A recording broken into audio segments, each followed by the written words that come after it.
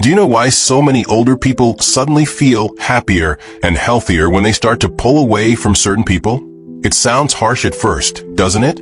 We spend a lifetime being told that we should be kind, generous, always there for family and neighbors. But here's what nobody talks about. After 70, your peace is your treasure. Your health depends on it, your sleep depends on it, and your spirit depends on it too. I've met so many older folks who look years younger simply because they learned to protect their peace by avoiding certain people. It's not about cutting off everyone. It's about understanding that not everyone deserves a front row seat in your life, especially now. When you hit this stage of life, the energy you have is precious. And here's something the doctors don't always tell you.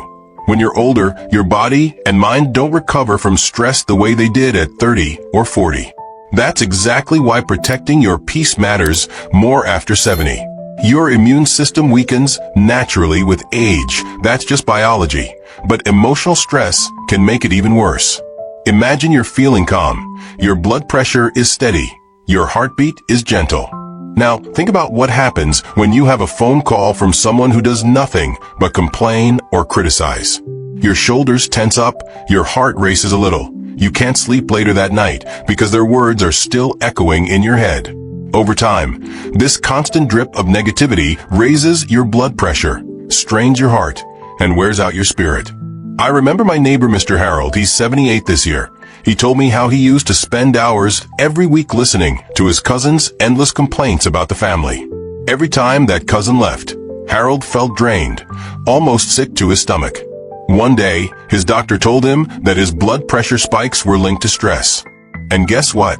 As soon as Harold gently started saying no to those draining visits, his pressure stabilized. He sleeps better now. He laughs more. He didn't need new medicine. He just needed to protect his peace. It's funny, because people think avoiding others is selfish. But protecting your peace is actually an act of self-care. No one else will do it for you. And that's why we have to talk about the types of people you must avoid, especially now, when your time and energy should go toward things that truly matter. The first type is what I call the chronic complainer. You know this person. They never have good news. The weather is bad, the government is bad, their children are ungrateful, their back hurts, their soup is too salty. Everything is a reason to grumble. You might think you're helping by listening. You nod, you murmur, I understand. But deep inside you feel your mood sink. The sad part is, these people don't want solutions. They want someone to dump their emotional garbage on. And that someone is you, until you say enough. Protecting your peace means you can still care, but from a healthy distance. You can wish them well, without sitting in the middle of their storm. Another one that's so common, but no one wants to admit, is the guilt tripper. Maybe it's your grown child who only calls when they want money or favors. Or a relative who reminds you constantly of everything you've done for them, as if you owe them forever. Guilt is a powerful chain. Many older people feel they have to keep giving and giving because they're afraid of being seen as selfish. But listen to me. Your years of sacrifice speak for themselves. If someone only keeps you around for what you can do for them, that's not love. That's convenience. Let's take Mrs. Elsie as an example. She's 72, widowed, very sweet, always helpful to her adult son.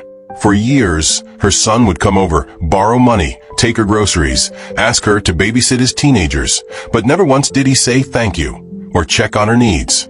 She felt tired and resentful but thought, he's my son. If I say no, he'll think I don't love him. One day, she finally told him, I love you, but I'm not your bank or your free babysitter anymore. It was hard, but she found that saying no made her feel free. She started joining a local senior center and found new friends. Sometimes she still helps him, but only when she truly wants to, not out of guilt. And then there's the gossip and drama starter. These folks thrive on stirring the pot. They bring you news about other people's problems that you never asked for. Did you hear what happened to so-and-so's daughter? Do you know who's cheating who? It never ends. At first, you might feel entertained, like you're in on some secret. But before you know it, you feel anxious. You start to worry about problems that aren't yours. You lose sleep over other people's business. And worst of all, gossip often bounces back. One day, they're gossiping to you. The next, they're gossiping about you. Mrs. Yvonne, who's 76, told me she used to have coffee every Sunday with a neighbor who loved to share neighborhood secrets.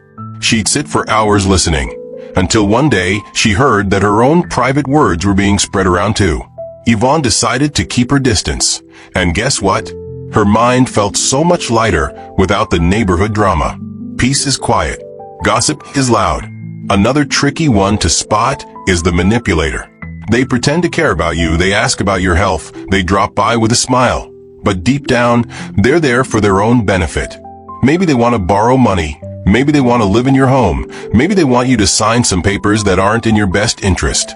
Manipulators play the long game. They're polite, charming even, until you say no, then you see their true colors. I heard about Mr. Sam, 80. Who had a distant nephew suddenly show up every week, bringing him groceries, helping with chores. Sam thought, what a good young man. Then one day, the nephew brought over some legal papers and said, Uncle Sam, just sign these. It'll make things easier when you're gone. Thankfully, Sam felt something wasn't right and asked his lawyer to check. Turns out, the nephew wanted to get his hands on Sam's house.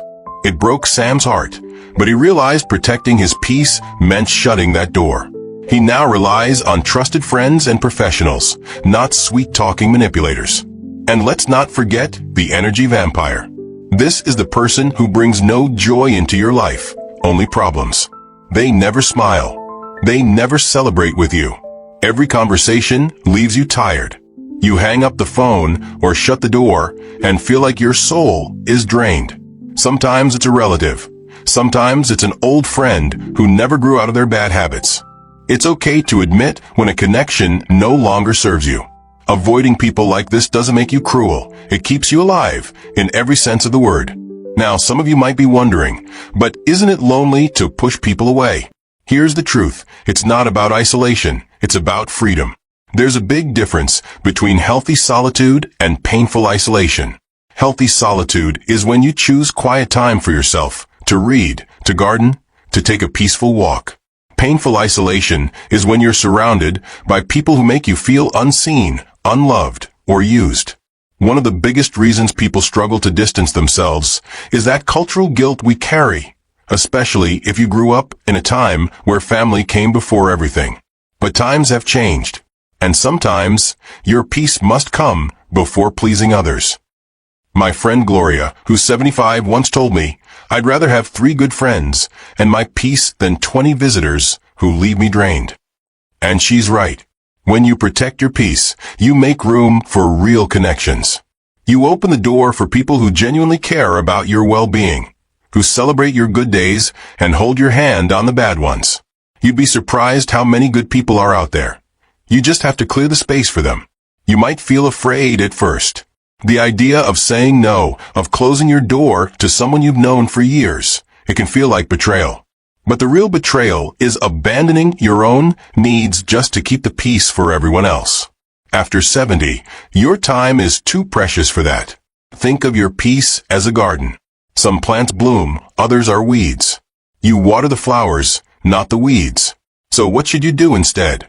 Let me tell you about a woman named Linda, who just turned 80. Linda used to spend all her time dealing with her sister's constant negativity. Every phone call was a list of complaints. When Linda decided to limit those calls, she suddenly found time to join a local choir. She loves to sing.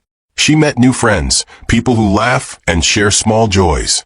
She says she hasn't felt this alive in decades. She didn't cut her sister off completely. She just stopped giving her entire afternoon to the same old stories. And in that space, Linda's real life blossomed. So what should you do instead when you begin to step back from the people who drain you? It's simple, really. Spend more time with people who lift you up. Look around your life. There's always someone, maybe an old friend you lost touch with, maybe a neighbor you waved to but never really sat down with. These are the people who smile when they see you coming. They ask how you're really doing. They listen, they laugh, they remember the small details about you that make you feel human. You don't need a crowd, just a few good souls who make you feel seen and loved for who you are, not for what you can give them. Some people tell me, but my family is so far away, my old friends have passed. What's left for me? And I say, join positive communities. It doesn't matter if you're not the social type. There are quiet ways to find your people. Maybe it's the senior center that has a little gardening club, or the church group that meets for lunch after Sunday service, or the library book club, or that small volunteer group that packs meals for the elderly or the poor. When you show up for others in a healthy space, you often find people who show up for you too. One man I know, Roger, 73, joined a local walking club. He didn't think much of it. He just wanted to get his legs moving. But soon, those morning walks became his favorite part of the day. He met other men and women his age who love nature, who share stories about their grandkids, who laugh about old memories. And not once did they drain his spirit, they lifted it. And don't underestimate the power of embracing solitude. So many older people fear being alone because they think it means they're unloved. But healthy solitude is a blessing. It's the chance to reconnect with yourself. When you're alone, you hear your own thoughts more clearly. You remember what makes you happy. Maybe you rediscover painting, or you sit on your porch in the morning light with a cup of tea, and no noise except the birds. That's peace. That's healing. You're not wasting time. You're feeding your soul. I know it's not easy at first. Maybe you're worried that if you keep your distance from certain family members, they'll talk about you or judge you. Let them. That's their burden to carry, not yours. You have nothing left to prove.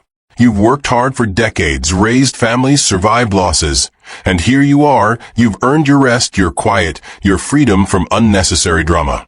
There's no medal for letting people mistreat you just because they share your blood. Family should be your softest place to land.